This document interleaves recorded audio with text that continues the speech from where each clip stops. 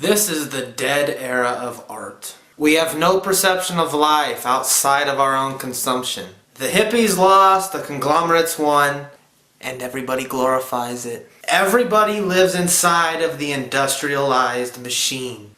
The same machine they swear they oppose. Everybody has a clique and a strong, almost militant sense of fashion. Let's say hypothetically that you wear Converse shoes. You wear Converse shoes because it represents your ideologies. Nobody wears a pair of Chuck Taylors simply because they think that they look cool. Because the only reason they look cool to you is because they represent a certain ideology. They represent the counterculture. You wear Chuck Taylors because they remind you of Kurt Cobain. That's why he killed himself, you know, because he was no longer a person. He became a symbol. You wear Chuck Taylors because they say something about you that you otherwise could never say about yourself. And that's the same reason you wear the clothes that you choose to wear day in and day out every single day of your lives. Same reason I do.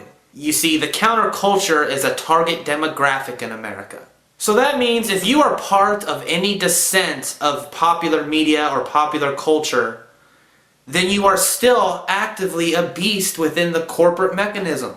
You are a slave to the very thing you rally against. Chuck Taylor is owned by Nike. Do you know that? They target the athlete and the anti-athlete alike. Both sides of the spectrum wear uniforms and both are blinded by their rampant consumption. And hey, you can't blame us. We're Americans. We were raised to be this way. There's nothing good on the radio anymore. You could turn on any radio in America right now and I guarantee you, on a popular rock station, they'll be playing a modern hit from 2002. They don't fucking get it. Radio has become antiquated because with the internet, culture moves so fast. DJs from across the globe have abandoned the very thing that made radio so great. They don't say anything. They don't put music on that moves people or can affect people. Instead, we have the same Nickelback bullshit that we've heard since 2001.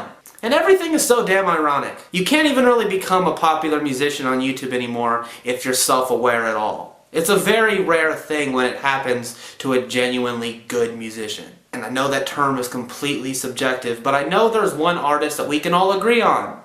A song that is on a pedestal for being the worst song ever fucking written by anyone in the history of mankind. Yes, I'm talking about Rebecca Black's Friday. Gotta have my bowl, gotta have cereal, seeing everything, the time is going, ticking on and on. Right now, that song is an iTunes sensation and has 33 million views on YouTube. Now, I'm no critic, but I do believe that this song represents a very scary image for the culture shift in America and abroad. Her bland, artfully auto-tuned chant of fun, fun, fun, fun is a perfect look into how desperate we've become. Music, too, has transcended the very thing that made it great, at least in a popular medium.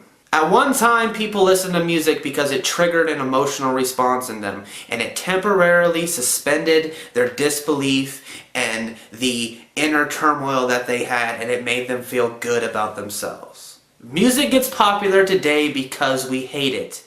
It triggers that same emotional response that makes us feel good about ourselves, but it does it in the exact opposite way as it was intended to. People enjoy listening to this garbage because the actual product makes them feel better about themselves. It's not what is within it.